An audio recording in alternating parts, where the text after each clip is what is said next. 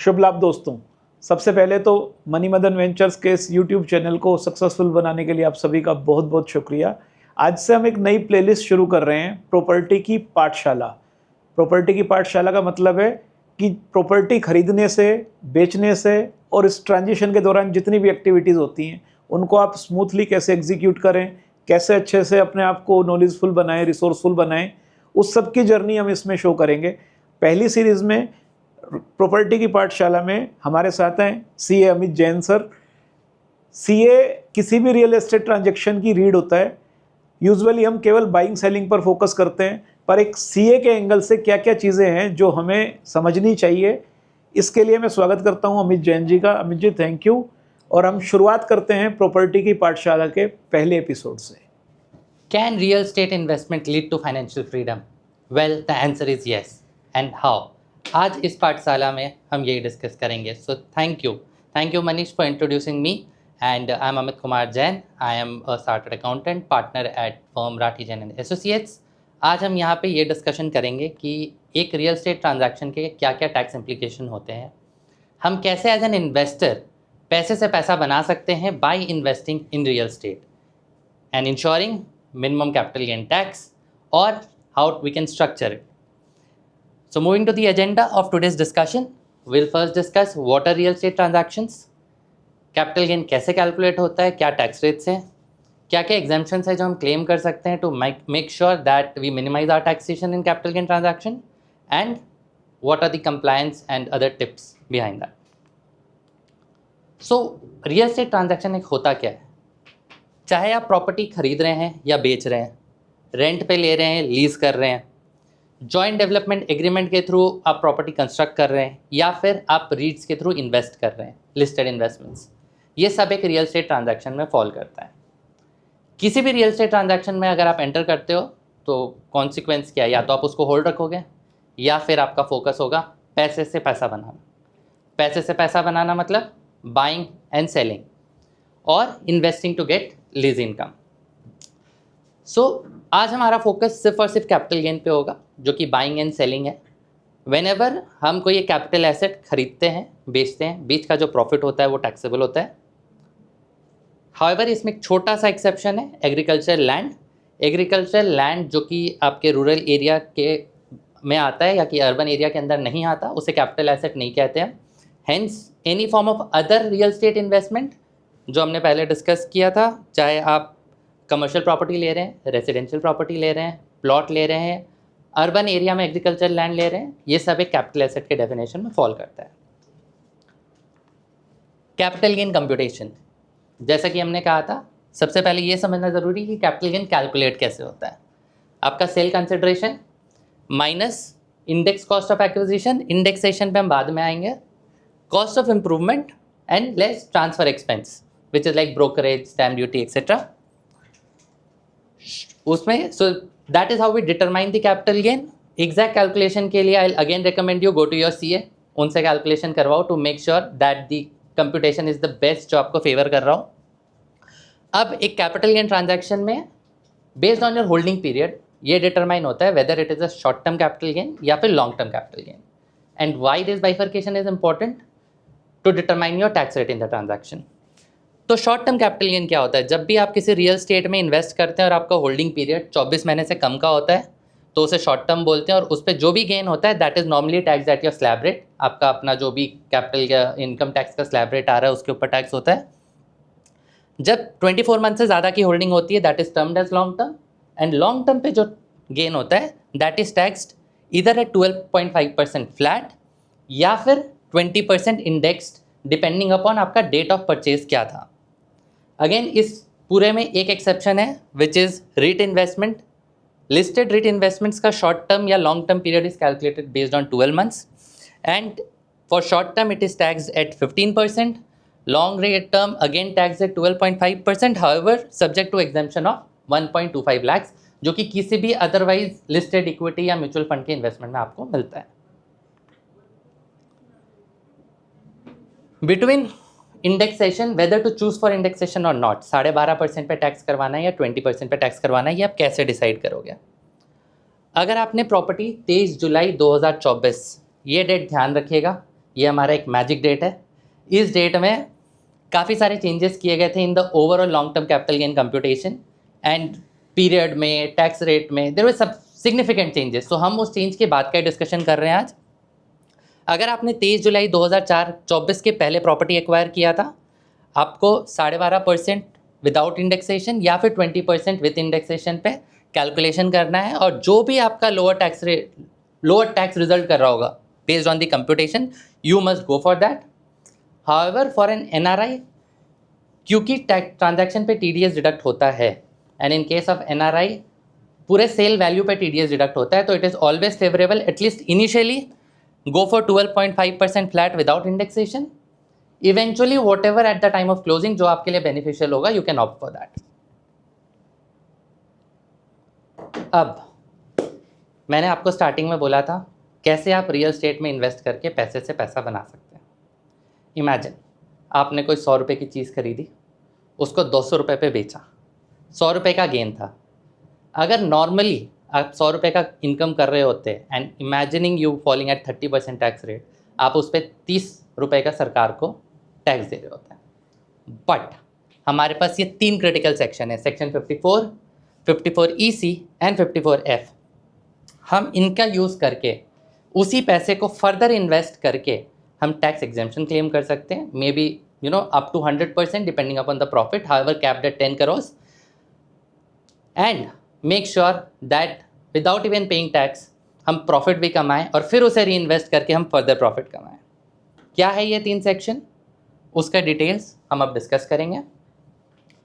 Section 54, 54EC, 54F किसके लिए applicable है? 54 is applicable to individual HUF, so is 54F।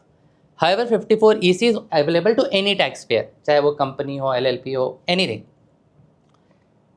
क्या सेक्शन चूज करना है? That will depend on the type of asset sold. क्या आपने कोई रेजिडेंशियल हाउस प्रॉपर्टी बेची है, या फिर आपने कोई और एसेट बेचा है अदर देन अ हाउस, या फिर आपने कोई लैंड या बिल्डिंग बेचा। लैंड या बिल्डिंग एक्सेप्शन जो कार्व आउट है 54EC में, वो एक सेपरेट एग्जेम्पशन है which will discuss in detail eventually. आपको करना क्या होगा? To claim exemption under 54 and 54F, जो भी आपका कैपिटल गेन है या आपका सेल वैल्यू है, आपको री इन्वेस्ट करना है in a residential house in India. In 54EC आप कुछ स्पेसिफाइड बॉन्ड्स है, NHAI के, REC के एक्सेट्रा, आप उसमें इन्वेस्ट कर सकते हो। क्या टाइमलाइन है for investment? Under section 54 you have to purchase an asset, चाहे तो 1 साल पहले या 2 साल बाद from the date of transaction, या फिर construct another asset within 3 years। Same applies to 54F। However 54EC में डेट ऑफ ट्रांजैक्शन से 6 महीने के अंदर आपको अमाउंट री इन्वेस्ट करना पड़ता है। क्या अमाउंट इन्वेस्ट करना पड़ता है? In 54 you need to invest the capital gain amount, 54EC again the capital gain amount, 54F net consideration. Net consideration क्या हुआ? आपने 100 रुपये की चीज़ बेची, उस पर 1 रुपये का खर्चा आया, 99 रुपये, आपको पूरे 99 रुपये यहाँ पे इन्वेस्ट करने पड़ेंगे, तब जाके आपको एग्जेम्पशन मिलेगा ऑफ द गेन अमाउंट। अब जितना करोगे, आप सपोज 60 रुपये आपने इन्वेस्ट किया, तो प्रोराटा होके 60 रुपये के हिसाब से जो गेन अमाउंट होता है उतने का आपको एग्जेम्पशन मिल जाएगा।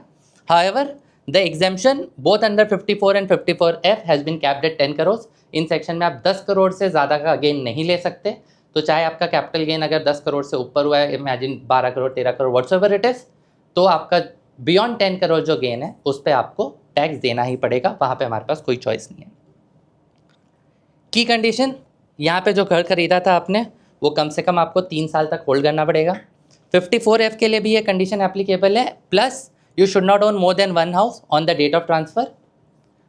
54EC में 5 साल का लॉक इन है।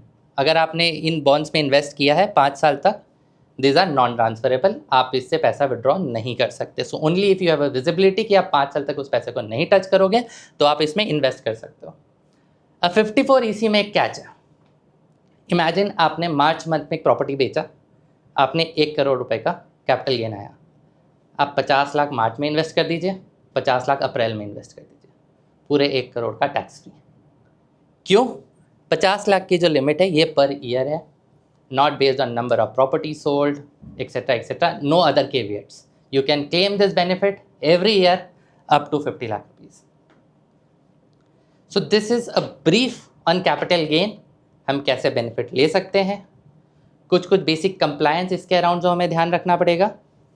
अगर हमने जो वो पीरियड था हमने डिस्कस किया था कि 1 साल पहले या 2 साल बाद तक इन्वेस्ट करना है, नया प्रॉपर्टी खरीदना है या कंस्ट्रक्ट करना है, वो हमें लग रहा है आईटीआर फाइलिंग के ड्यू डेट तक हम नहीं कर पा रहे from the date of transaction, जो सब्सिक्वेंट आईटीआर फाइलिंग आएगा, तो हमें वो कैपिटल गेन अकाउंट स्कीम में इन्वेस्ट करना पड़ेगा फॉर द बैलेंस पीरियड। अगर हमने ये इन्वेस्ट नहीं किया तो the entire amount gets tax, तो ये ध्यान रखना बहुत ज़रूरी है। प्लस आपका टीडीएस प्रॉपरली फाइल हुआ नहीं हुआ, 15 CA/CB अगर एनआरआई का ट्रांजैक्शन है, टीडीएस डिडक्ट होकर फाइल हुआ या नहीं हुआ, and even on the transaction that you did, finally वो ट्रांजैक्शन आपके 26 AS में या फिर AIS में रिपोर्ट होगा। So whether the correct property value has been considered और नॉट, ये बहुत इंपॉर्टेंट है क्योंकि बहुत बार इसको लेके इनकम टैक्स डिपार्टमेंट में बाद में क्वेरी आ सकती है। एंड स्पेशली ये क्यों आता है, lot of time there are multiple buyers, multiple seller in the entire transaction, and वहाँ पे जो प्रॉपर्टी वैल्यू कंसिडर होता है वो फुल वैल्यू कंसिडर करते हैं on a safer side lot of people while filing TDS certificates. Hence, this might lead to duplication in the value and tomorrow questioning, in terms of income tax. अब हमारे तरफ से quick tips आपको क्या है, कभी भी कोई ट्रांजैक्शन कर रहे हो, involve your CA। Please understand, थोड़ा सा फीस देना पड़ेगा, but at the end if you are able to save your taxes, if you are able to structure the transaction in a manner which is most tax efficient, सारे compliances हो रहे हो, कहीं कुछ एरर ना हो, भले ही वो कॉस्ट का कंप्यूटेशन हो, sale price net consideration determination हो। सो बहुत सारे छोटी छोटी बातें हैं जो CA ध्यान रख सकता है। Involve him, he'll make sure that you are calculating the correct holding period, the correct cost, you are planning your exemptions prior to sale। बाद में हम परेशान ना हो रहे, हम पहले से तैयारी रखें कि हम इसका फ़ायदा कैसे उठा सकते हैं, एंड आपके सारे डॉक्यूमेंटेशन प्रॉपरली रेडी रहे। So that's it. This is on the capital gains, how we can save our taxes. There are little bit more details which we can go into, which can be around NRI taxation, around various modes in which we can invest, but वो सारी discussion हम करेंगे next video में। Thank you. So thank you Amit ji, हमें update करने के लिए real estate jargons के साथ कैपिटल गेन एंड अदर। पर मेरा एक क्वेश्चन है छोटा सा, क्योंकि इतने लॉज हैं हम खुद ही कंफ्यूज हो जाते हैं एज ए रिलेटर। मेरा एक छोटा सा सवाल है, लेट्स से मैंने एक 1 CR की प्रॉपर्टी परचेज की थी और 2 CR में मैंने सेल की। I have capital gain for 1 CR और मैंने लॉन्ग टर्म कैपिटल गेन में मैं फॉल करता हूँ, 2 साल मैंने होल्ड की और उसके बाद मैंने सेल की। मुझे बताइए, क्या मैं इस 1 CR से एक प्रॉपर्टी ले सकता हूँ या 2 ले सकता हूँ? सो इसमें इनकम टैक्स ने एक छोटा सा एक्सेप्शन लाया था। अगर आप लॉन्ग टर्म कैपिटल गेन है और विद इन 2 करोड़ है, तो once in a life time आप 2 रेसिडेंशियल प्रॉपर्टी में हाउस में इन्वेस्ट करके भी एग्जेम्पशन क्लेम कर सकते हो। Okay, that's once in a life time that you can avail. अगर गेन 2 करोड़ से कम का है, you can invest in 2 properties and claim benefit. और अगर मेरा कैपिटल गेन मान लीजिए 1 CR की प्रॉपर्टी को मैंने 4 CR में सेल किया, 3 CR है, जैसे ही कैपिटल गेन 2 करोड़ से ऊपर जाता है, आप इसका अवेल नहीं कर सकते, आपको नॉर्मल क्लॉज के अंदर में जाके 54 या 54F में बेनिफिट लेना पड़ेगा। ओके, सेकंड क्वेश्चन, लेट से मैंने एक प्लॉट था मेरे पास और मैंने उस प्लॉट से दूसरा प्लॉट ही परचेज किया है, तो मुझे कैपिटल गेन का बेनिफिट मिलेगा? नहीं, 54 and 54F clearly says you have to invest in a residential house.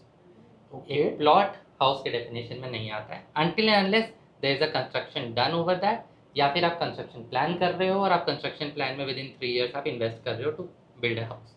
तो टिल 3 ईयर अगर मैं OC ले लूँ, ऑक्यूपेशन सर्टिफिकेट ले लूँ, तो हाँ जी। मेरा कैपिटल गेन एग्जेम्प्ट हो जाएगा? यस, उस पर भी कंडीशंस है जो मैंने बताया था। कैपिटल गेन अकाउंट स्कीम में आपको पैसा इन्वेस्टेड रखना पड़ेगा and as and when required withdraw from that as per the procedure and use that. अच्छा, आपने एक बात बोली थी कि पैसे से पैसा बनाओ।